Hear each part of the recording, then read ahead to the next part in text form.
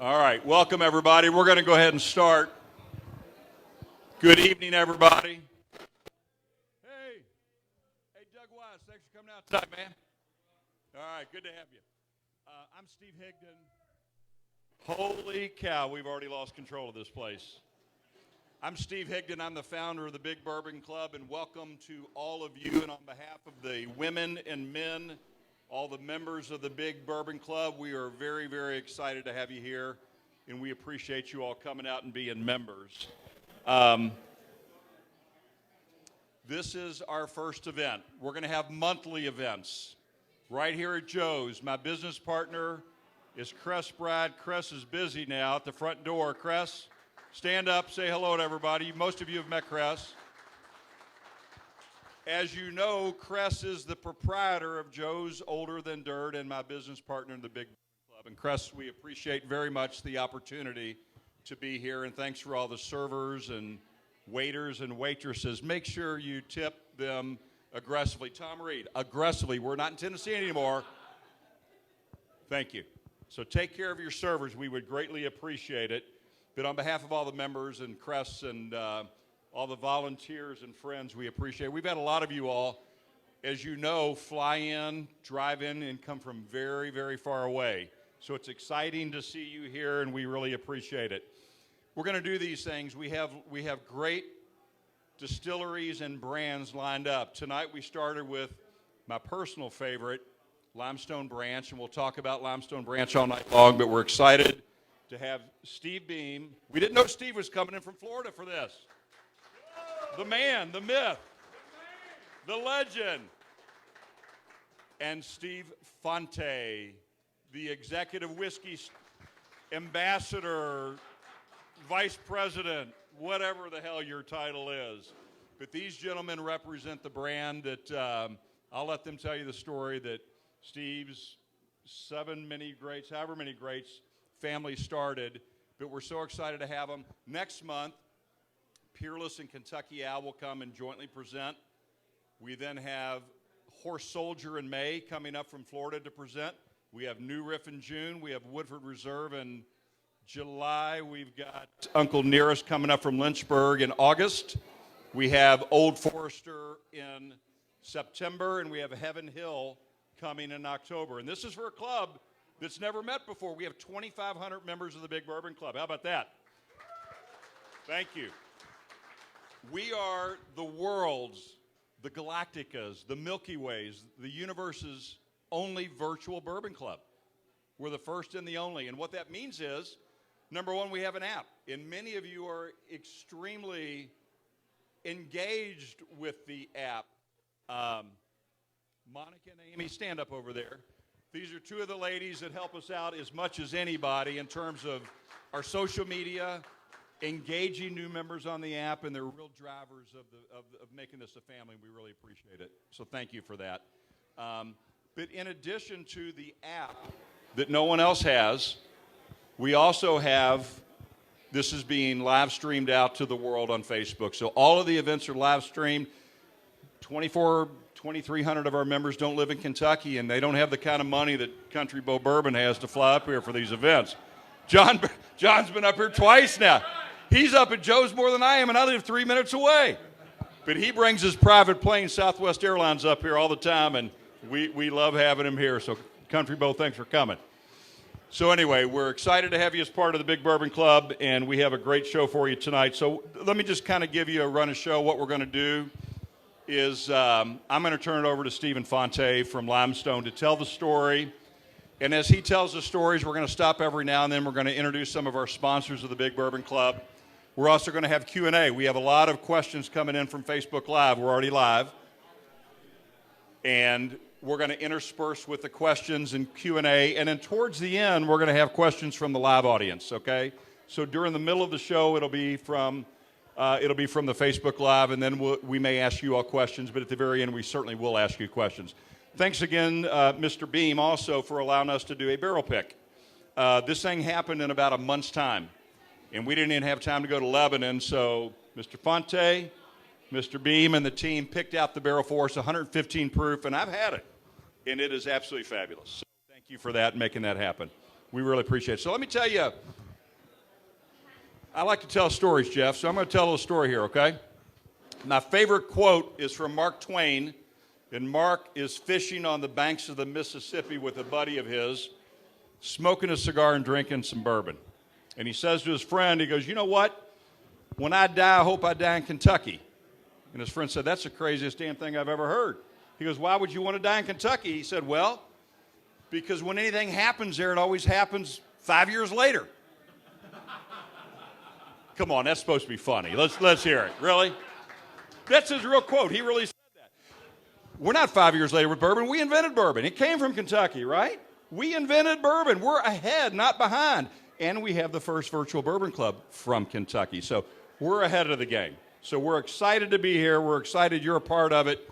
And with no further ado, let me invite Mr. Stephen Fonte, an old friend. He's not old, but he's an old friend. A great guy, the best brand ambassador in America, Stephen Fonte. God bless you. Stephen, don't screw it up. It's all yours. We got this. So, a little bit about me. I'm the national brand ambassador for Yellowstone Kentucky Straight Bourbon. And I started at the distillery. I was unemployed. And I said, Mr. Beam, if you could, I need a paycheck. And so he employed me out of the Catholic guilt that I gave him. And ever since, he's had different missions for me. The first mission was to go down south and to try to figure out how to get distribution on moonshine. Now, we didn't go up east because we figured distribution on moonshine would be much better down south. So that's what we did. We went down south, and I set the distribution path up. And then I was called back in for my second mission, and that was to bring together the front of the house to give it the best hospitality of any distillery in the state of Kentucky, and I do believe that we have achieved that. 5-star, 5-diamond ratings on every review just about out there on any social media. If you look it up, it's not hard to find. And we just took an award, didn't we? It was something about being the 5th best craft distillery in the world. And if it wasn't, I just invented it. So, at the distillery, Steve had a long desire to build a distillery, but, you know, there wasn't any craft distilleries. There were no craft distillery licenses. And if you wanted to build a distillery, by gosh, you better have $16 million in your pocket or you're not even going to get looked at. So he kind of put that dream on hold. And one day, all of a sudden, craft distillery licenses opened up. First to apply. And we were one of the very first craft distilleries to be. Now, there was a big distillery that had to sponsor us in order to be on the Craft Distillery Bourbon Trail. And it just happened to be a cousin that came through for us. Mr. Fred No sponsored our distillery to come aboard. So if you're wondering a little bit about why Steve Beam's last name is Beam, it's because he's blood related, all the way back to Jacob. And that's a story I'm going to let him tell you. But so Limestone Branch Distillery shovel hit the ground in May of 2011, and by February of 2012, he had taken his first gold medal for his corn whiskey. He did not even dust the still off. Went straight to gold. T.J. Pottinger corn whiskey, and it's damn good. Still is today. I got a little of it at the house. Not much, but a little. Medicinal purposes. So, once that happened, we kind of went through our moonshine stuff. We did some sugar shine, and some guy named Tim Smith recognized us as being one of the finest moonshines that were being made commercially. And so he came to Mr. Beam and said, would you take us to legitimacy? Would you take Climax Moonshine and make it legit? And that's did. He made Climax Moonshine even a little bit better than I think it was out of the hills from where Tim had it. And so he helped him to build a brand. And then we did Moon Pie Moonshine, and that was a whole new thing with the Chattanooga Bakery coming in, and that's when I was hired. and I took Moon Pie Moonshine to every place that I could possibly take it to, carried it in my trunk, showed it to every person that I could show it to. If they'd listen 5 minutes, they got an entire spiel about Moon Pie Moonshine. And we took it pretty large. And now we're in bourbon. And one of the bourbon brands that Steve wanted to associate with was something that was in his family from generations ago. And this brand goes through both sides of his family. You see, these boys that owned our distillery were Beams their whole life, but the mother was a Dant the whole time. The boys weren't born, they were distilled.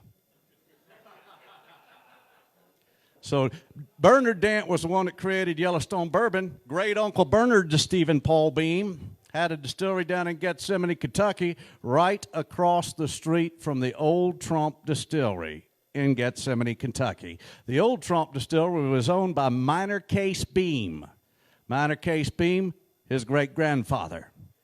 First cousin of Jim Beam himself. They were in direct competition with each other. Jim Beam over in Claremont was making some old tub whiskey, and Minor Case Beam over there, he was making some old Trump whiskey. Well received in Kentucky. So, those two brands were in direct competition with each other, and they were both, you know, you had Gethsemane, Kentucky with Old Trump, and then down the road, you had Bernard Dant that built a distillery across the street from Old Trump, and I had to actually walk the hallowed grounds before I could understand it.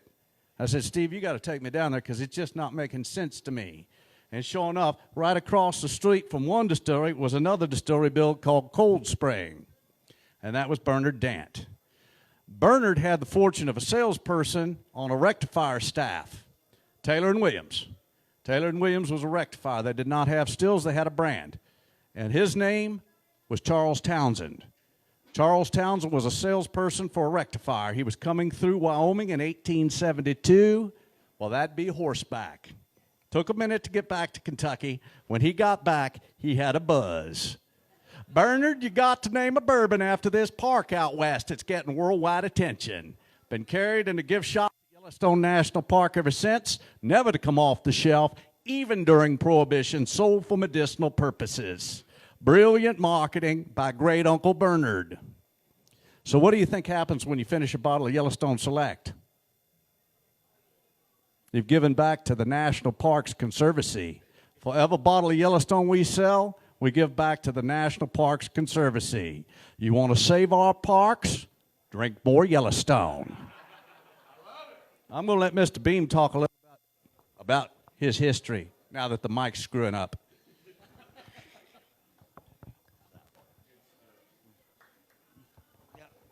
That's a tough act to follow. So thanks for having me here tonight. You know, I really appreciate everybody coming out.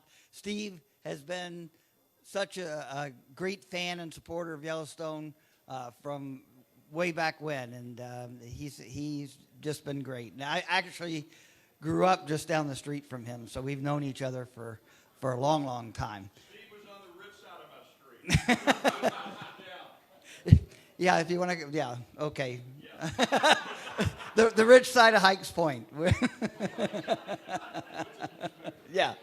So, but anyway, people do hear about the name Beam, and it automatically goes associated with our cousins over in Claremont.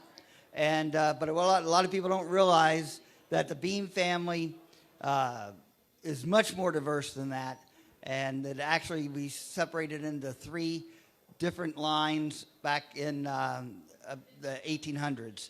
So Jacob came to Kentucky in 1792, and he sold his first whiskey in 1795.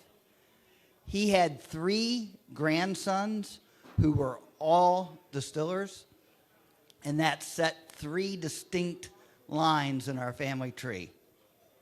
The youngest, who actually was the most successful, and very gregarious, probably like this guy over here, but who is also the youngest. So, but anyway, he was the youngest of that group of the grandsons, and he had a massive distillery just south of Bardstown, and very successful. And his name was John Henry. They called him Jack Beam, And Jack's brand was Early Times. So a lot of people don't realize that the Early Times brand go back to the Beam family, but that is one line. Jack died young. He had one son who died the year after he did, and so that line of the Beams stopped there. Brown-Forman has owned Early Times since just after Prohibition. The middle of those grandsons was David, and that was Jim Beam's father, and we all know how that story ended up. And then our ancestor was Joseph, who was the oldest of that group. So there's not a whole lot known about Joseph. He's been referred to in history a few times as a master distiller. We know that he bought his father's still. We actually just found that recently. His father died young. He died without a will, so they auctioned everything off on the Washington County Courthouse, at the Washington County Courthouse. And so he bought the still. It's kind of an interesting document that my cousin found of all the different things that were auctioned off and who bought them. The Willets bought some bourbon.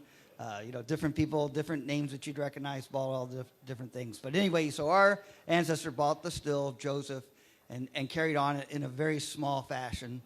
He had two sons who followed him in the business, Minor Case, who we'll try in a little bit, Minor Case Beam, and his younger brother, Joe. But Minor Case started working for his Uncle Jack when he was 14 years old. By the time he was 28, he bought into the distillery there in Gethsemane, Kentucky, and then eventually bought the distillery. And he was just across the street from the Cold Spring and the Dant family, who began making Yellowstone. So he stayed in the business from the 1880s into the early 1900s when he sold his distillery to Yellowstone, and they began making Yellowstone at both of those distilleries in Gethsemane. And it's actually the little distillery there on the bottle is Minor Case Beam's distillery that would eventually become the Yellowstone distillery.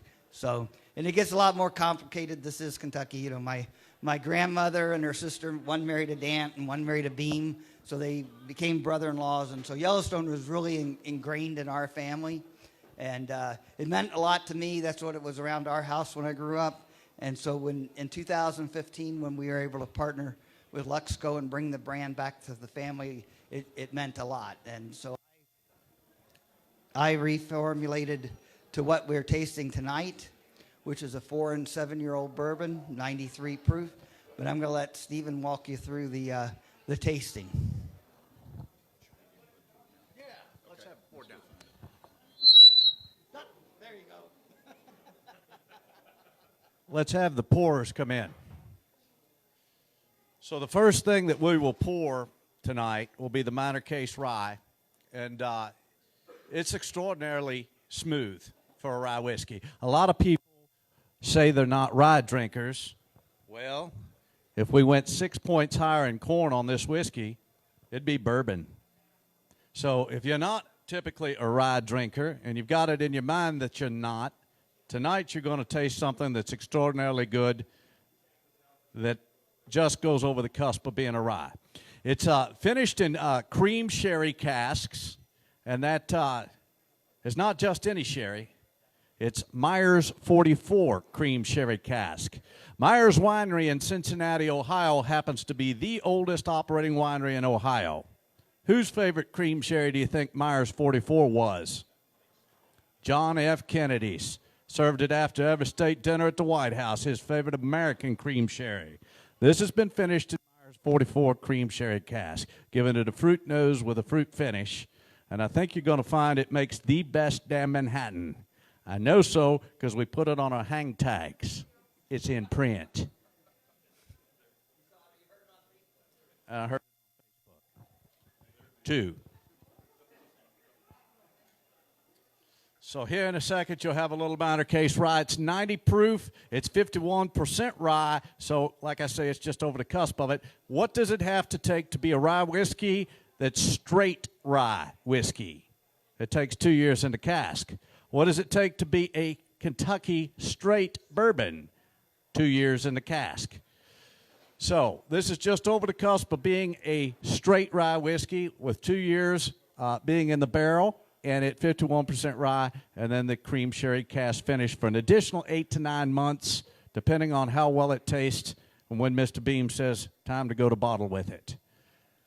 So phenomenal product, and I do see an expansion in that in our future. I don't know, where that's going to go, but I do see an expansion in the line possibly in the future to maybe be doing 100% rye or something similar to that. Who knows?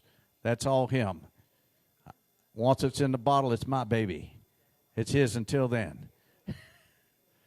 So has everybody got a little minor case rye? Is it coming around? Hey, Steve-O, let me take over for 1 second. Go for it. We're still pouring. So I mentioned to you we're going to stop a couple of times to thank our sponsors. So let me read out some of the sponsors. So we're not going to do them all at the beginning, but we're going to go throughout the event. So number one, the Fraser History Museum is officially the first stop on the Bourbon Trail. Andy Trennan's the CEO on my board, and they're one of our sponsors. We appreciate their help. Liquor Barn is a sponsor. Tag Your Swag. Tag Your Swag is the merchandise store on the BigBourbonClub.com website. In case you didn't hear me, that's BigBourbonClub.com merchandise store. Big stands for bourbon is good. Not bourbon is fun. Bourbon is good. Mint Julep Tours, my friend Sean Higgins. Sean, stand up. You're here. Come on, get up, big dog. Sean Higgins. That's all right. Mint Julep Tours, you know who they are. They own the market, 90% of the market of taking tours of the Bourbon Trail, not only in Kentucky, but in Tennessee. And so Sean's a great friend, an old friend, and he's a great sponsor of ours. We appreciate it. Wesley's Wicks is a young man out of South Florida who makes candles in bourbon bottles. Excellent stuff. Great stuff. Wesley's been a great sponsor. And Kyle, I think that's all we had for that first two go-around. Is that right? Okay, so those are the sponsors. Now let's do this. Let's ask Mr. Beam a question as we're pouring around. David, do you want me to go or do you want to go? Okay, here we go. You had mentioned an expansion in the line. Are there any other family members that you plan on honoring with a brand? Well, we just recently launched a gin, actually, that was named in honor of my grandmothers. You know, the ones I was talking about who married into the Beam. So it's the Bowling and Birch. And so that's the name of the gin, which is Bowling and Birch. So we've named just about everybody in our family so far. So, yeah. Thank you, Steve. So let me ask a question to Steve. You all have known me to be, my favorite is Yellowstone Limited Edition, the actual 2016 version. But I love the 15, and I love them all. But tell us of the limited editions. I believe the first 3 years were finished in second, third, and fourth. So tell everybody about how you finish those in the wine barrels and what makes them different. So you particularly like the 16. So that was the first year that it was an experiment with the cask finish in a toasted cask. So that was one of the first toasted casks out there. And toasting is a little bit different. Can everybody hear me? Can you hear me? Okay. So toasting is a little bit different than the char that is traditional on the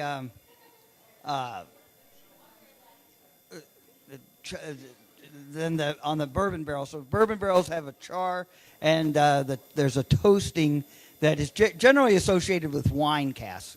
So, but we did a toasted barrel, and that's what the 2016 was.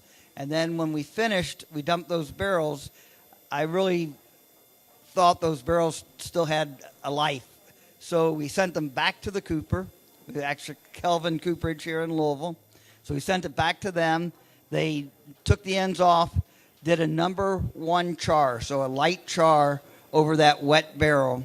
And so we burnt the bourbon that was in the wood. We got a lot of creme brulee and burnt sugars, burnt caramels out of that barrel. So that was the 2017, which is actually one of my favorites. And then those barrels weren't finished yet. So we said when we dumped the 2017, we sent it back over to the Kelvin, and they did a number 3 char on it. So the number 3 char, I expected to get deeper, burnt flavors and things. But what happened was it, because of the charcoal, I assumed that it just became an extremely mellow and easy drinking whiskey. And so a lot of people, that's their favorite. I like a little bit of a bite, and 17 had a little bit of a bite, so that's why I like that better. But 18 seems to win the reviews out there. So, and then we did 19 was a 9-year-old, and then 20 was the Armagnac finish. Right? Okay. Yeah. Perfect. All right, Steve-O. Let's take us through the tasting. So, I've already told you about the product. I don't have to tell you about that. Minor case rye. The camera's right there looking at you. They did that, didn't they? I have no idea. Cameras just follow me everywhere I go. So, have you all done a professional tasting before? That's all I do all day long. I get up in the morning at 7 a.m., I drink whiskey until about 9 p.m. at night, and I taste through all sorts of great single-barrel stuff. My life is blessed. And so the very first thing that you want to do is roll your around in your glass. And why do you do that? Well, they make a Glencairn glass, so y'all probably seen them before. They're heavy weighted on the bottom. That's for a reason. It's so that you can put your whiskey in the glass and roll it on the table. It'll stay in place because of that weighted bottom, and that's going to coat the inside of the glass. Then you're going to pick it up and you're going to look at the legs form on it. Do you know who's a bona fide legs man? Stephen Bean. He said, boy, if it's got fat legs, it's going to have a great finish. He's right. You're going to look at the color of it. He's turning red right now. Don't look at him. You're going to look at the color of it, because with Kentucky bourbon, you can't change the color of it whatsoever. It has to come out the barrel the color it is. It's not that cheap or less. Never mind. Run through charcoal. No, bourbon has to be in a one-time use barrel. So when you're looking at the color of it, that tells a story. The darker the color typically means a little bit longer aged in the oak, and a little bit more wood flavors and more caramels and things like that. So if you pay attention to just 2 nuances, color and legs, you'll be just like Mr. Beam sitting here, able to tell a person more about bourbon by looking at it than most can tell after they've drank it. Next thing I tell you is going to blow your damn mind. You're going to throw it up against one nostril then the other. Why the hell do you do that? Both sides of your nose pick up on different scents. It's called the olfactor, right brain, left brain. You pick up on sweet on one side of your nose, spicy on the other. If you go straight in, you pick up on a combined scent the way you normally smell. 3 scents, 1 glass. If you're right-handed, you're going to pick up on sweet on the opposite side of a left-handed person. Ask any RN why that happens. Don't ask me. I have no idea. There you have it. And so the first sip of any whiskey that you take is considered an acclimation sip. The first sip you take is going to tickle your tonsils, cause you to salivate, do all sorts of craziness. Pay no attention to it. That's your acclimation sip. The second sip that you take, toss it to the back of your tongue, let it melt out over your tongue, and immediately you'll taste flavor nuances, vanillas, caramels, etc. When you do, there's only one way to taste more. Swirl it around in your mouth, puts it on all parts of your palate to taste even more nuances. They call that a Kentucky chew. After that, drink it however the hell you want. It's your whiskey. Cheers. Cheers.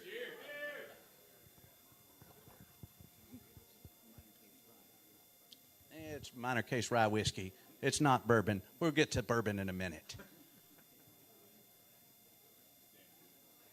So is it true that if you flip the corn and the rye percentages with this, it's a bourbon, not a rye?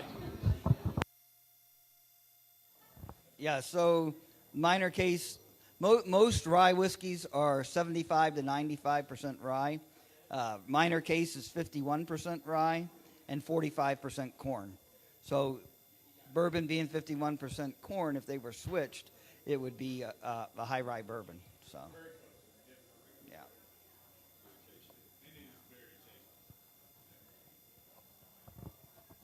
Any questions from the audience? Raise your hand if you have a question.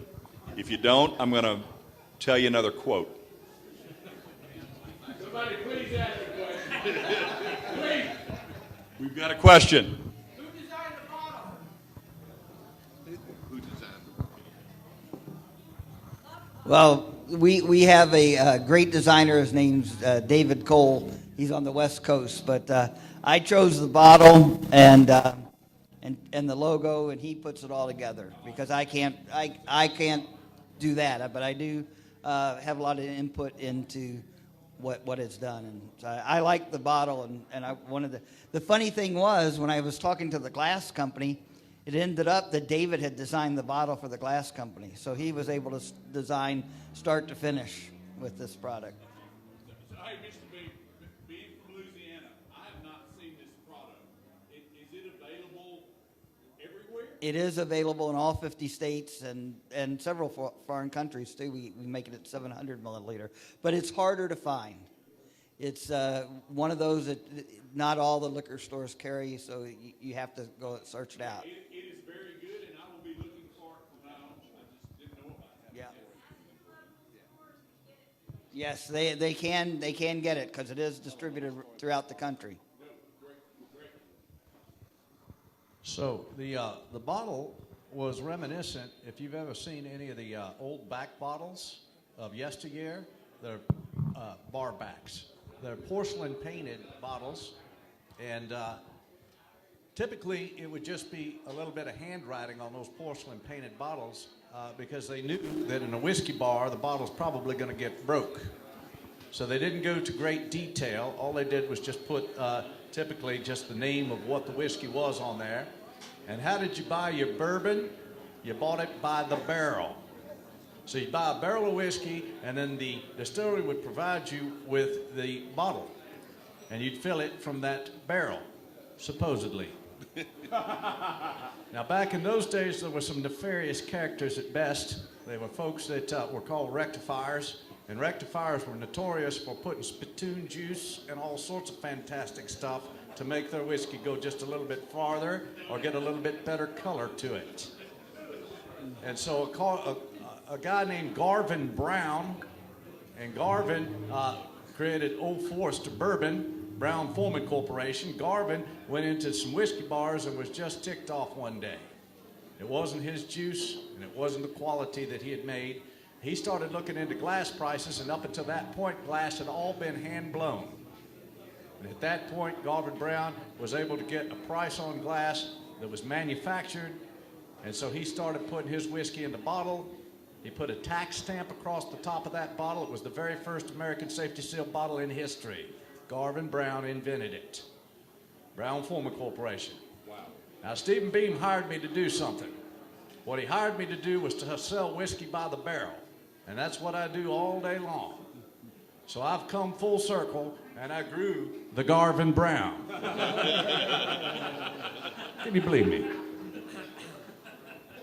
I think they're out there pouring some of this Yellowstone. Are the girls pouring?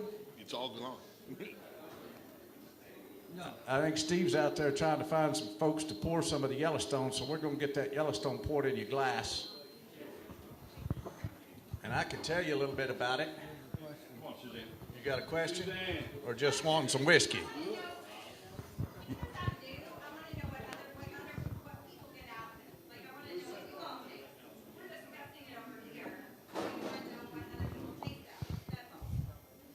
Yeah.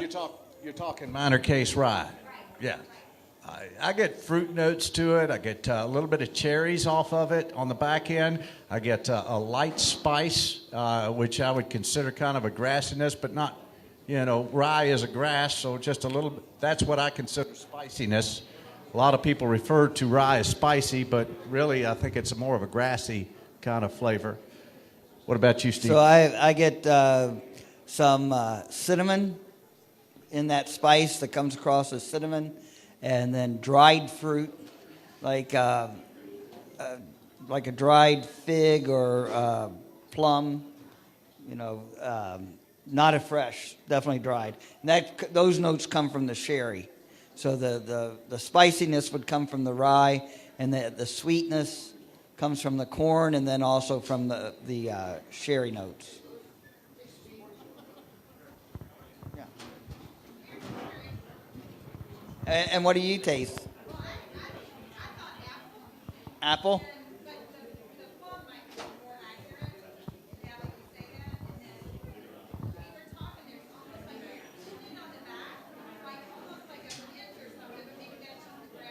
Yeah. And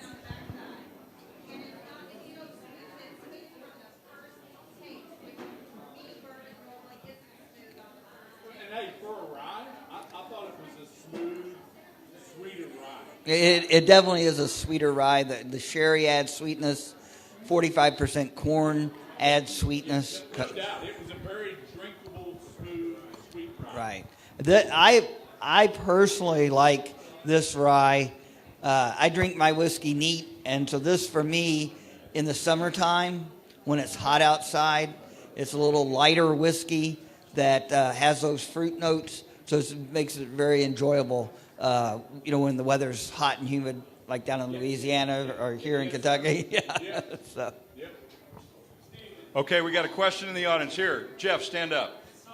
No, he's 12 years older than me, my brother. Go ahead, Jeff. Thanks, Dad.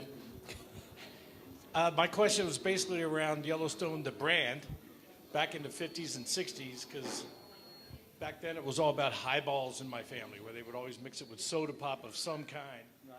But Yellowstone was a really popular brand in the 50s and 60s, maybe.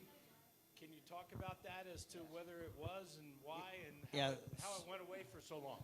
So Yellowstone was, like I said, one of the only bourbons that went through Prohibition. There were very few, so it's always been sold. And in the 1950s, 60s, and early 70s, Yellowstone, through the 70s, Yellowstone was actually the best-selling bourbon in Kentucky. And by far the best-selling, it was 1/3 of all the bourbon sold in Kentucky was Yellowstone. So. Hey, Todd, we got a question over here. Todd? It was bootlegger's favorite, too. So. Stephen, the question I had was, with the mash bill with the rye being so much less, is that why there's no burn at the end of it? Like most ryes are very, very hot.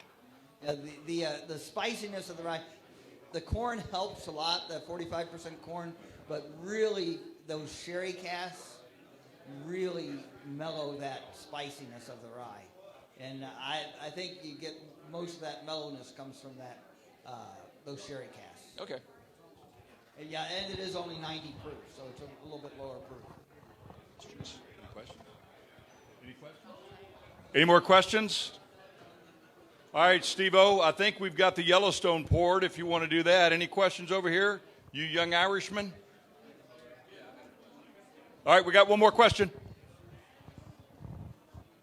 How do you determine which bourbons are better with splash of water on the rocks or neat? Say it loud. I don't think they can hear. Oh, you didn't hear me?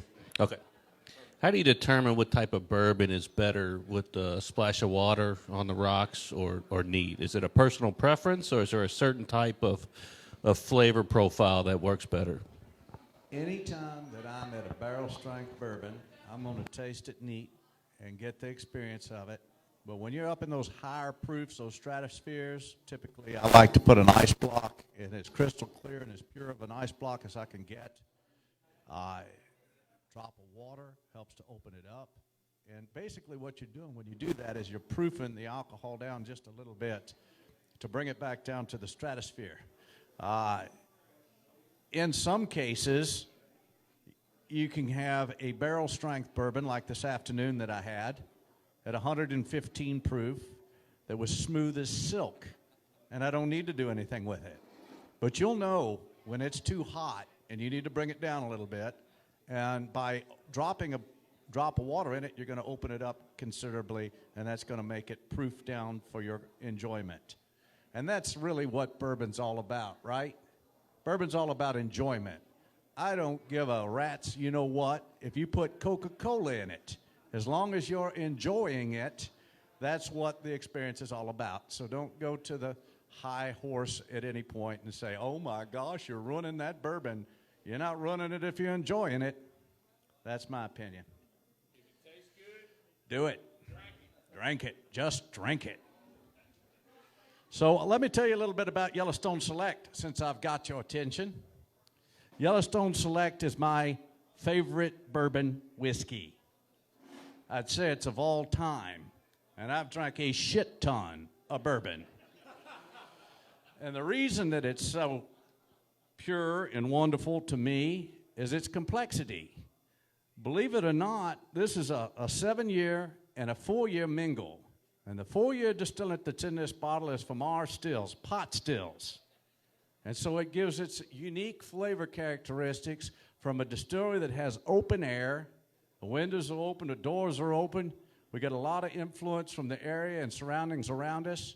Each distillery has a microclimate. Our microclimate is unique to us and only us. I don't care if you take our mash bill and our yeast strain and you take it down the street to another distillery, you're not going to get the same flavor and taste profile. Our distillery is going to have a unique and different flavor profile. So we're very proud of the 4-year that's in here. It's a little grainy. It has a little bit of a finish that stands up to cocktails. That's nice about it.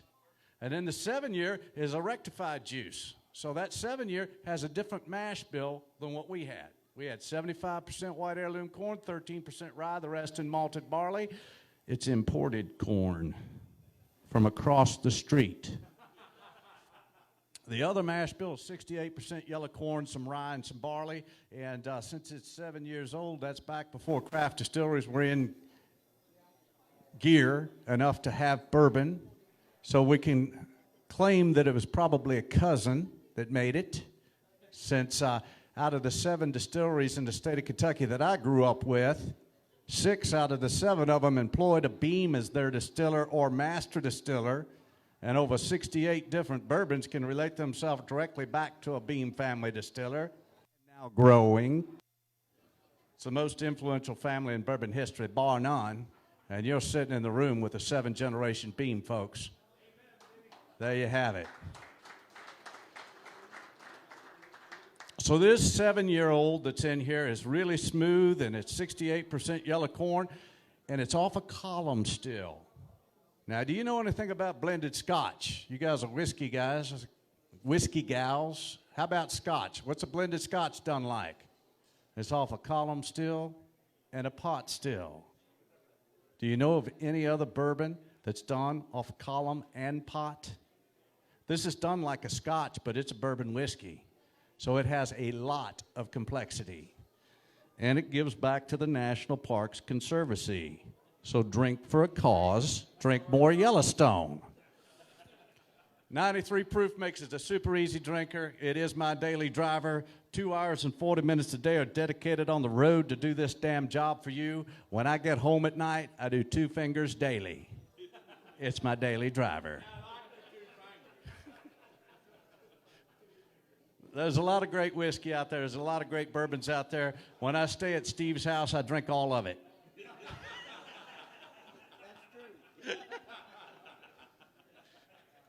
Anything else you want to say about Yellowstone while they're drinking it? Well, like Stephen said, it's a blend of the pot still and column still. That's happening down in Gethsemane. Yeah, well, yeah.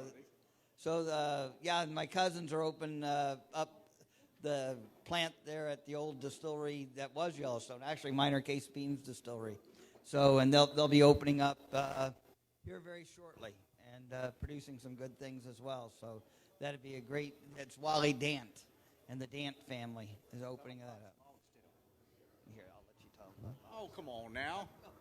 So Log Still is going to be the name of the distillery, and what I was prompting him to do for you was J.W. Dant distilled his first run off a poplar tree.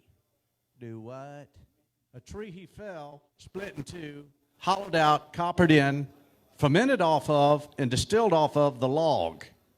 So they're calling it Log Still Distillery because Wally Dant is building a $100 million distillery build down in Gethsemane, Kentucky. And that's pretty cool because the old Trump distillery is still down there in ruin and you can see it from the big distillery. I don't know that he's going to keep it, but you can actually see it from the brand new, huge mega distillery that they're building. You can see the old Trump distillery still sitting there in the background, and I think that's hallowed ground. He also bought 3 Pullman cars. Y'all ever been on a Pullman car? I have. It's the same car that the Queen of England rides around in when she's on her train.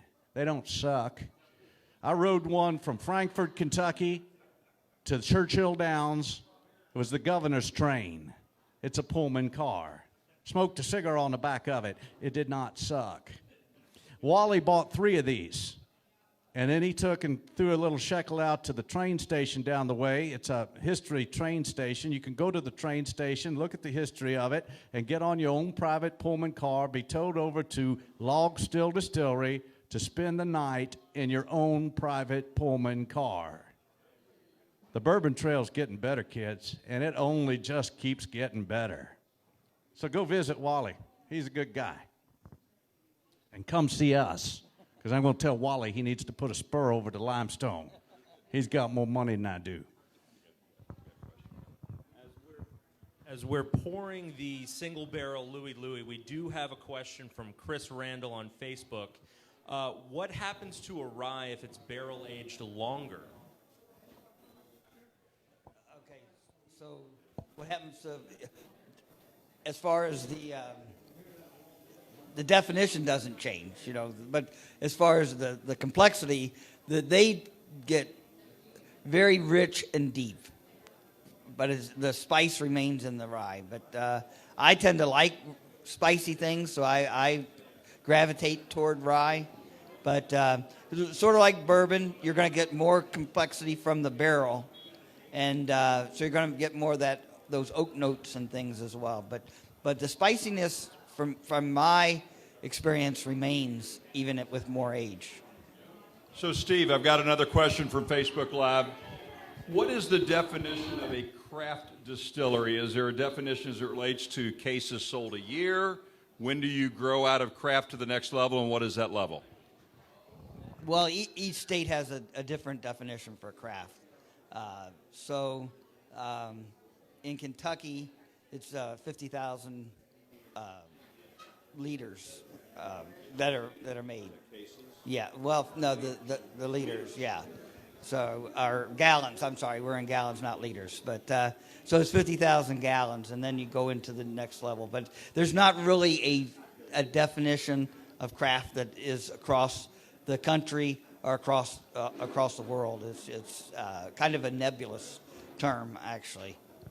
So another question from Facebook Live. Jack Meredith wrote in on Facebook. He wants to know, are you going to add a second pot still?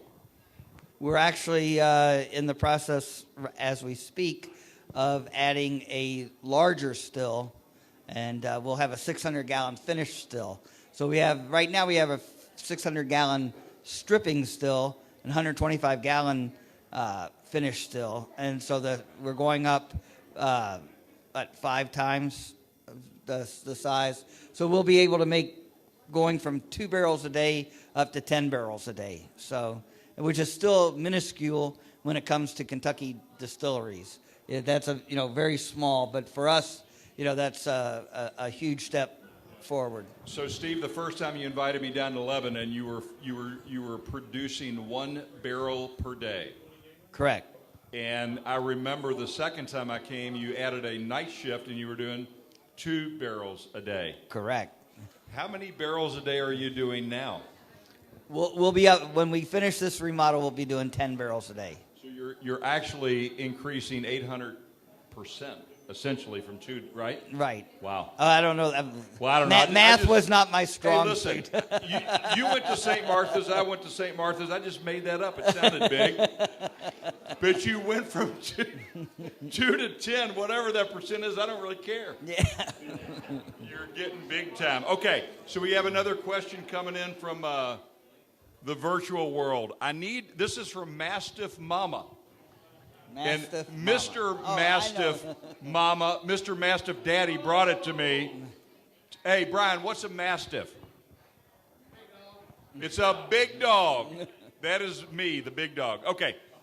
Mastiff Mama asked, I need to know if Booker was as unfit and unfiltered as they say he was. Yes. And there you go. Yes. No, Booker was a gentle giant. He really was. He was a fantastic, a true Southern gentleman. But he didn't hold back, and he said what was on his mind, and I think that's what made him a special guy, and people loved him. And he was truly a gentleman. Okay, so let's do this. So let me introduce quickly the next 6 sponsors that we have very quickly to Facebook Live and the Intergalactica. Boy, I cannot even read my notes. Where is Suzanne when I need her to be writing for me? Okay, so number 1, obviously our host, you've met Crest Bride, Joe's Older Than Dirt, is not only our host, but he's our biggest sponsor.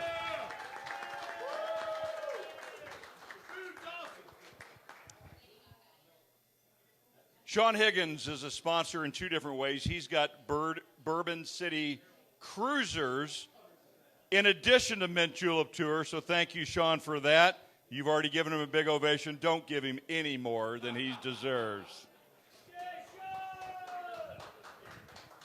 And it took a guy from New Jersey to break the rules. All right, Justin's House of Bourbon and our good friend Brian Booth. Hey, Kyle, come out here. Silent Wolf Productions, come out here. This is the guy that's making it happen. If you saw the live stream with Peggy Stevens, this is a young man, a University of Kentucky graduate, Kyle Irvin. Silent Wolf, for any of your, in all seriousness, video production needs, commercials, he does them for the big distilleries. Soon he'll be doing them from the craft distilleries that are going from 2 to 10 barrels a day. This guy's the best in Kentucky. Kyle Irvin. Thank you, Kyle. Silent Wolf Productions. Couldn't get into LSU, but that's all right. Well, you know, the rumor was he had a really high ACT score, so he went to Kentucky, not LSU. Kaboom. Hot boudin, couscous. Come on, Tigers. Pooch, pooch, pooch. All right. I'm sorry. Sorry for all of that. Okay, Mr. Fonte. Let's go to the Louie Louie. Tell him who Louie Louie is. Well, I tell you, it's one of these things like this. You see, one of the things that I learned when I came to the distillery was that Steve likes dogs better than people. And he had a couple chows. And when he'd travel, as Beam would have to do, and go around the United States, the chows would stay with me. So I endeared myself to his dogs. And once upon a time, a gentleman from the United States Navy came to stay at my house, and he brought his dogs with him. He was in between assignments. United States Marine Corps trained.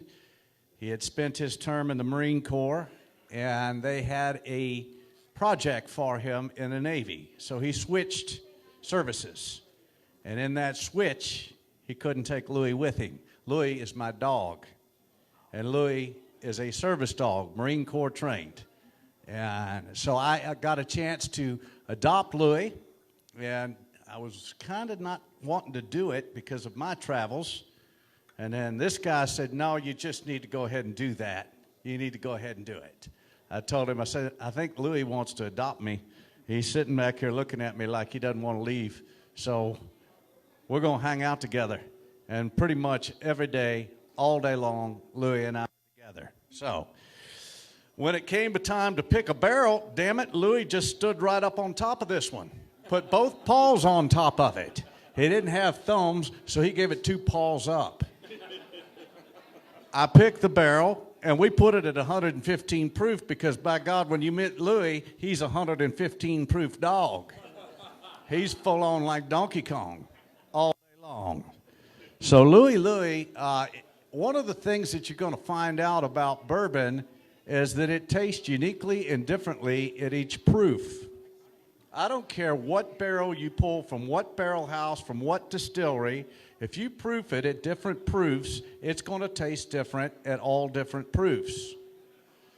So that's something that took me a minute to learn, doing a lot of barrel picks. We do them at 102, 109, and 115. And at 102, this barrel was probably weak and watery. And at 109, it started to peek its head out. And at 115, the angels sang. So what you're about to taste is what the angels sang about. 115 proof single barrel Louis Louis.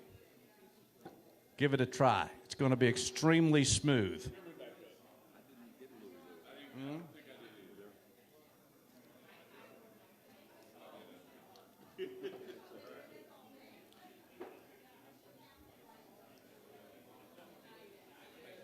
Wonderful nose.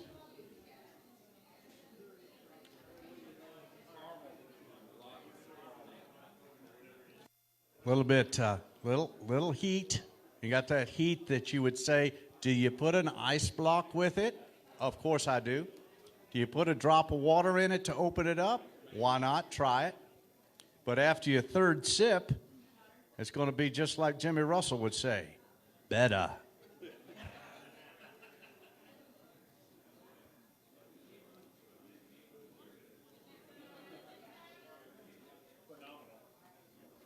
And each single barrel is going to be uniquely different to its own characteristics. It depends on where that barrel was in the barrel house. Was it near the window? Did it get a lot of influence from those cold weathers coming in through the window? Did it get hot in the summertime because it was real heat from the top of the rick house? Or was it the bottom of the rick house where it gets the funk? In the bottom of the rick house, you get all the flavors from the soil that have been dripped on by all those barrels above it. And when it gets hot in those barrel houses, it funks up the first three ricks. You get a distinct earthy flavor off of the first three ricks out of a barrel house that you do not get out of the majority. Steve and I have talked about it. I think his favorite spot is about mid-rick, so about the fourth floor on the barrel house and about the third row in near the window. And you can find yourself a damn good barrel in the honey hole almost all the time. So when you have a master distiller, he knows his rick house and he knows where to go to impress your stuff anytime. So I've got a question for Mr. Beam. A good friend of ours, Greg Cossey, told me that his father and uncle went to see Booker No years ago at 10 in the morning, and Booker pulls out a bottle of bourbon, rips the top off, throws it in the bush. He goes, "Now we won't need that anymore, will we?" Is that a true story, or is that? I have no idea. I can't imagine. Oh, you mean the top? Yes. He threw the top out and said, "We won't need that anymore, will we?" So the question is, have you ever done that? I usually keep the top around. Oh. So the next question for Mr. Beam is it true that you couldn't get into Indiana, so you went to Purdue? I don't know. Suzanne, you're not listening. My wife went to IU. So, I made an IU Purdue joke. I just know that we had the bucket when I was there. I think he said his test scores weren't very high. I couldn't hear what he said. All right, so what are we doing now? We still drinking the single barrel? Yeah. So you ask him if he ever threw the cork in the bush. No, he threw the ice block in the pond. I brought out a glass of bourbon with a block of ice in it, and he said, "What the hell are you doing, boy? I don't take ice in my bourbon." Pulled it out, threw it over his left shoulder, hit the pond, everybody rolled. The entire cigar bar up there on top of the hill just rolled right out. Steve, when did you start drinking bourbon in all seriousness? Actually, I've started drinking bourbon a little bit late. I have, mid-20s. I drank 7 and 7, what was, popular when I was there. And that's what I drank. My father said my grandfather rolled in his grave every time I drank one of those. So, and my first bourbon was Maker's Mark. And I really enjoyed it. And I remember specifically tasting it and saying, "Now this is a bourbon I could drink." And it was really nice. And so that got me into there, and and the rest is history. So, Steve, you and your brothers have had very successful business careers long before you dreamed of getting in the. Well, maybe not before you dreamed, but before you actually got in the business. You didn't get into the business till when? 14? 2010. So 10. Yeah. And 15 was the first year that your juice went to market? For 15 was when we partnered with Yellowstone. There you go. Yeah. So tell everybody, so you've got a landscape architect degree from Purdue. Correct. Your brother, Paul, who bought the house across the street from my mom and dad on Conway, on the rich side of the street. We were one house over on the poor side. Paul owns a lot of Bear Nose Pizzas in town, and he's been and he retired from Ford Motor Company, right? Yeah, correct. So you guys have had totally different careers. You were never in the bourbon business. Why did you decide to take this wild jump, and did you ever dream it would be what it has become?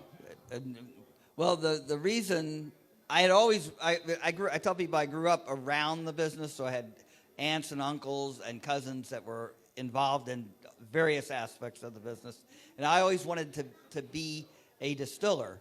But when I graduated school in '80, bourbon was on the downslide, and it really wasn't a good time to be getting into the business. So I went on and pursued my career, but I kept coming back to it. But like Steve said before, there was no craft or small distilleries at that time. There was no internet. You know, and to open a distillery, just to get it off the ground, the advertising costs alone were prohibitive because it was all print advertising and so very expensive. So the internet was really an equalizer for the small distilleries, really was, and in all small business. But so I kept coming back to it, and there was a organization, the American Distilling Institute, that had which promotes small distilleries, and they had a convention in Louisville, and I went to that in April, and left it and said, Paul, you know, we need to open a distillery. So that was in April. By October, I had sold the restaurant because I was in Bear Nose with him, and sold the restaurant and had started on the path to the... So the rumor is, at least with the way I heard the story, is Paul was not real excited at first, and you're the one who talked him into it. Is that true? That is very true. Is it? Yeah, Paul wasn't excited about it. He just, you know, Paul's very conservative in things, and so it took him a little while, but he eventually came around, and it was great. It was a great, you know, brother venture. So. And so when you started in 2010, it's now 2021. Could you have ever dreamed that your brand, your family story, this would have created what it's created? No, it really is far beyond. And, you know, at that time, bourbon, there was interest in bourbon, and the interest in bourbon was growing, but it just exploded, you know, as we were coming out with the distillery. You know, we were certainly at the right place at the right time. But it was very important for us to put our family back in because, like I said, there was so much history in the beams that wasn't told. So we wanted to tell the other side of the story as well. We would have been the first generation since 1792 not to have been involved in distilleries. So, little history trivia. What happened in 1792? Kentucky. Well, I've got a guy from Michigan and Louisiana that knows the answer, and I got 39 people from Kentucky that has no goddamn clue. In 1792, Columbus sailed the ocean blue. Doug, am I right? Oh, yeah, I'm right. Sure, I'm right. 1778. Louisville was founded. Excuse me, that's Louis Straub, the head of the local bank over here. He's dressed very nicely. Louis always outdresses us. yeah. Louis looks like he looks good. Yeah. So, it was just really something that I felt like we needed to do. And I did look into it in the 80s and opening, but at that time, like Steve said, the only definition of a distillery was these massive distilleries. At that time, you still had to have a gauger on site. So people don't know, you used to have a government agent at the distillery They had a key. You had a key. You left the distillery. You locked the door. You could not go back in without them at the same time. So it was very restrictive, and so it's just become. Your whiskey could disappear and you wouldn't know it. That's right. So we have another question from Facebook Live. Steve, how do you feel about the secondary market, and has it helped a craft distillery get product out? The secondary market, not a fan, but that's my personal thing. I would love to see people buy whiskey and drink it, and buy what. I always say, if people would just buy what they drink, there'd be plenty of all the different brands for everybody that everybody liked. But because people, buy it for the secondary market, it creates a shortage, and then it just.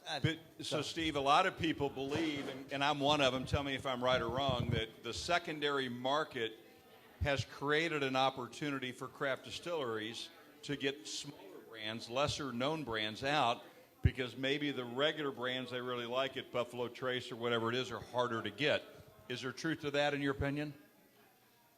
I can see your point. I don't know that's. I think the smaller distilleries bring innovation and different things to the table that larger distilleries are following now. But the smaller distilleries are definitely leaders in innovation. So we've got another question from Facebook Live. We've read recently that MGP has purchased your partner and you, which is Luxco and Limestone. Is that correct? That's correct. What do we know about that? What does it mean for the future of Steve and Paul and Steven and the brand, and what happens next? So everything at Limestone remains the same. We even when Luxco owned 50% of our distillery, we allow the distillery kind of operated independently, and so they do the marketing and deal with all the government stuff that I don't particularly like to do anyway. So it really left me to do the distilling, and so everything at our distilleries remains the same. MGP got a great marketing group to promote their brands, and Luxco got a great source. So, now we have access to a lot of barrels as well. So, I look forward to good things to come. Happy to answer any questions from the audience. One thing as you all think about it, if you have any, I wanted to mention that we have a partnership with Twisted Pink. Twisted Pink is a local organization that raises money for breast cancer. And Caroline Johnson, who's a neighbor and a friend of ours, started this after she survived breast cancer, and she's raised over $1 million and given back over $1 million to breast cancer research. So for every new member of the Big Bourbon Club that joins at a Top Shelf, which is $125 a year, we are donating back, Cress and I are, $25 to Twisted Pink. And that actually started February the 7th, and we've had like 20 members since then, and that goes until June the 1st, which is kind of the kickoff of their major fundraiser. Also, Joe's Older Than Dirt and Cress and the Big Bourbon Club donated a bottle of Pappy Van Winkle, and their live raffle at twistedpink.org is live now, and so if you want to buy a raffle ticket for the bottle of Pappy, all of that money goes to support breast cancer. So thank you, Cress, for that. Thank you, Joe's, and thanks for Twisted Pink. One other thing about, so the Big Bourbon Club, we have three membership levels. Top Shelf is $125 a year. Most of you, not all, but most of you are members of that. And for $125 a year, which Louis Straub loses that in pocket change a day, but he's the banker, so that's okay. Hey, Louis, stand up, big dog. Come on. Thank you, Louis. Come on, you all can clap for Louis. We call him affectionately King Louis, which is in direct correlation to King Louis XVI, who is the family of Bourbon, where the word bourbon, I think, came from. I don't care what you all think.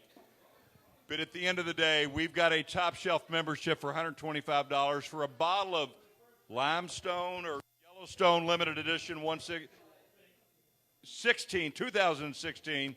You can get a membership here. And that gives you free admission into all of the events for the price of the $125. Small batch is the second level. In small batch is $75 a year. And that's for all of the folks who don't live in Kentucky and can't come to Joe's on a Tuesday or a Saturday.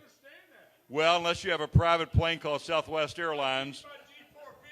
I don't.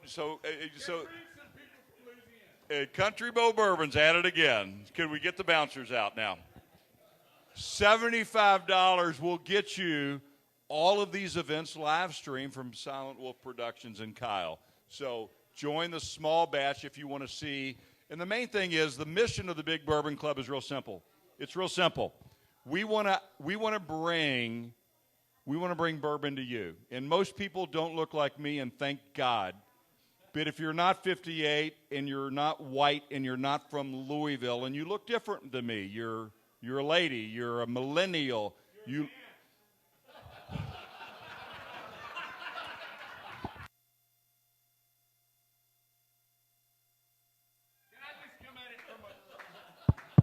Hold on, I think my microphone stopped. Hold on, go Burr. Hey, y'all. Seriously, John Austin, Country Bow Bourbon. I'm from Louisiana, and I didn't get into bourbon until about October last year. I found this club due to TikTok, watching this guy, okay, and it grabbed me, and it grabbed me hard, and I have not stopped since. Now, hey, you take it at every level you want to take it to, right? You take it at every level you want. Whoa. Easy. That's a level I don't want to go to. But hey, what I'm saying is this club is about good people supporting good people, and it goes from Louisiana to Michigan to everywhere, and it is worth giving everything into because it's nothing but good people. So I'm just saying, I've flown in twice from Louisiana. Hey, yes, I'm fortunate enough to be able to do that. I don't have a G450. I wish I did. Though I did get to fly home from Trinidad on one. Anyway, that's a different story. Hey, it's nothing but good people. Tell everybody you can tell, because this is a bunch of good folks supporting good people from good people. These guys, it's unbelievable. I would not fly in from Louisiana if I didn't love every one of y'all. So that's all I want to say. Enjoy it, support it. Tell everybody you know. Look at John Austin, Country Bow Bourbon, TikTok. Check it out. It's good. John, that's $500. If you keep talking, it's $750. So anyway, I was defending my manhood for a second there. Whoa, did you grab my ass? I don't know what you're talking about. I tell you what, your wallet felt like it was 8 feet thick. So what I was trying to say before I was so rudely interrupted by Jeff Vonderheide and before Country Bow took over the microphone is, honest to God, the mission is bringing bourbon to everybody. Bourbon ought to be fun. And if you don't look like me, sometimes you don't have access like we have. If you don't live in Louisville, if you're not a white male, if you are a millennial, if you live in Wyoming, if you're female, if you're African American, if you're a different nationality, it's not as easy to have access to. The Big Bourbon Club's mission is to bring bourbon to everybody. Bourbon is good, and it should be good, which is the name of it. That's right. And we want everybody involved, so get involved. And I also want to mention Dale and Rock, stand up real quick, seriously. Blue and Company, Dale, stand up. Don't be shy. This is for your partner, Derek. Blue and Company is one of the largest CPA firms, not only in the region and the country, and they have agreed to sponsor us and be a premium sponsor. I didn't have enough time to get the logo back for tonight, but they're going to be the presenting sponsor of the Big Bourbon Club for the next year, and boy, the price goes up next year. Doug, seriously, thank you for making that happen with Derek, and we're going to have a good time with it. All right, so any questions before I turn it back over to Bo Bourbon? I'm just joking. He will never see the microphone again. All right, Mr. Fonte, stand up, and you finish this off. That sounds like a good decision. Hey, I brought a little gift for everybody. It's over in a bag over here. It's some flasks. These flasks are made of plastic, and what happens with a plastic flask is that you can take it into anything that has a metal detector. Did I do that? So just in case you want to carry a little Yellowstone in your back pocket when you go to the ball game next time, think of me. One thing that I always close anything out with, and this is serious, it's a mission statement. Come visit us. We're in Lebanon, Kentucky. That's an hour and 20 minutes. I do it twice a day. Don't give me no shit. I know you can make it. It's a beautiful drive. If you take Taylorsville, he'll ask you why. But it's gorgeous. 2 lanes, all through the hills, through Taylorsville, down into Springfield, and then up into Lebanon. If you go Bardstown, you'll get a ticket. Don't drive too fast. And if you go Boston, guess what you're going to pass? Everything. The Booker Knoll plant, you're going to smell the mash. Guaranteed. If it's a rainy day, I don't care if you have your air conditioning on, you're going to smell the mash. If you go past Barton's 1872 coming into Bardstown, you're going to see all their place. Well, heck, you pass Maker's Mark, too, before you get there. So that drive is phenomenal. And I cut back over to Heaven Hill and then past Willett and then up into the back. Oh, yeah. I pass about 8 distilleries on my way to work just because I love it. And I take a different route each time. When you get to our distillery, you're going to be greeted at the door. You're going to be welcomed. And you're going to be asked if you would like a cocktail to take on your tour. The most hospitable distillery in the state of Kentucky is Limestone Branch. Come see us. So we're closing up here. I've got one more question, Mr. Beam. This is from Scott Rednauer, who's a very active member of the Big Bourbon Club. Scott lives in the state of Washington, and he asks, do you go as far as tracking temperatures and durations from season to season and year to year to profile barrel results?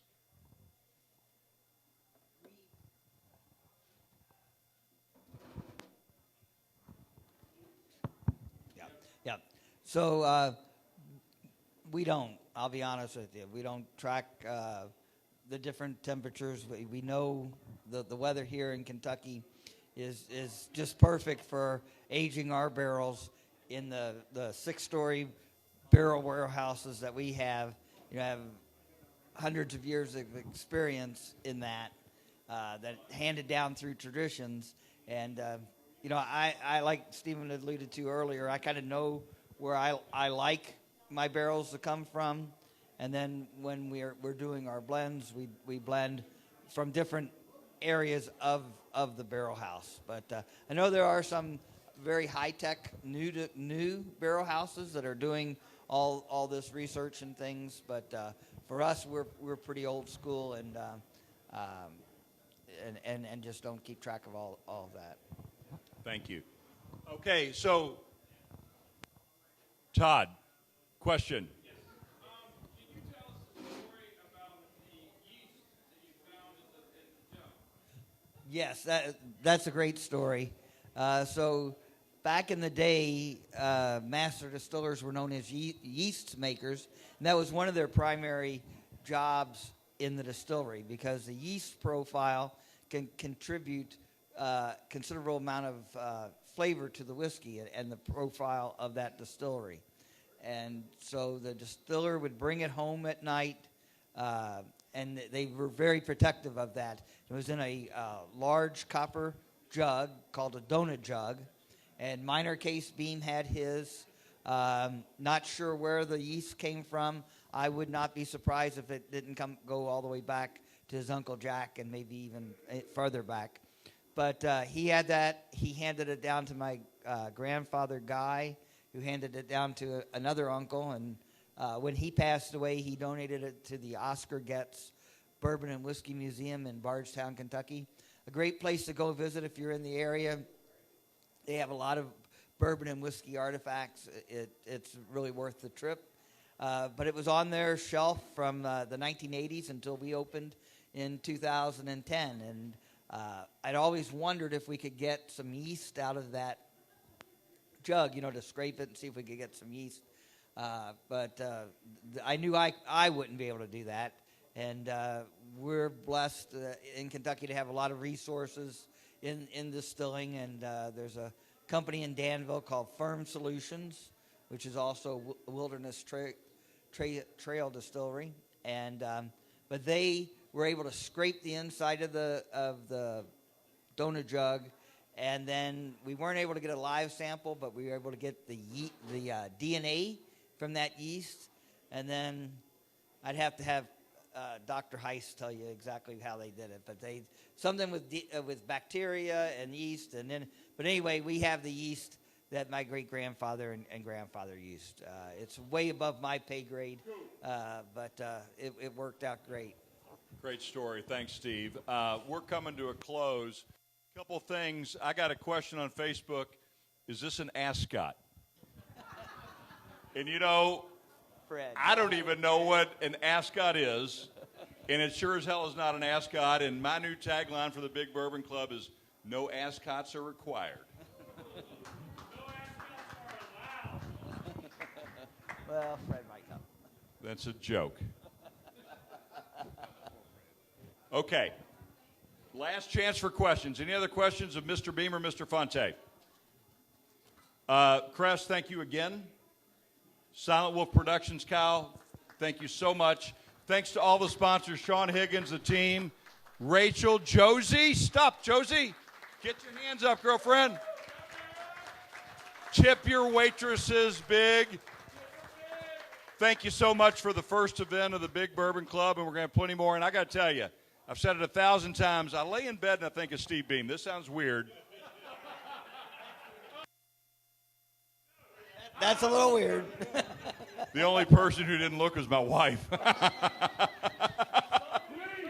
somebody cut the Facebook feed. Yeah, cut it. Yellowstone has been my favorite for many, many years, genuinely and authentically, and I proudly tell everybody that, and I'll continue to say that until it gets beat. But thank you for creating a hell of a great product, and thanks for coming out. Thanks for having us. Y'all are awesome. And Thank y'all very The last much. thing I say, I go over to Hull Street every now and then to see Louie and Steve-O, and Suzanne will say, "Where the hell are you going?" She goes, "Is that Jake from State Farm?" I said, "No, it's just Stephen Fonte from Limestone, but we're just friends. There's nothing going on. We're just drinking whiskey together." I wear khakis. No, really, that's what I wear to work. Hey, you guys are the greatest. Thank you so much for being our guinea pig. We appreciate it. All right.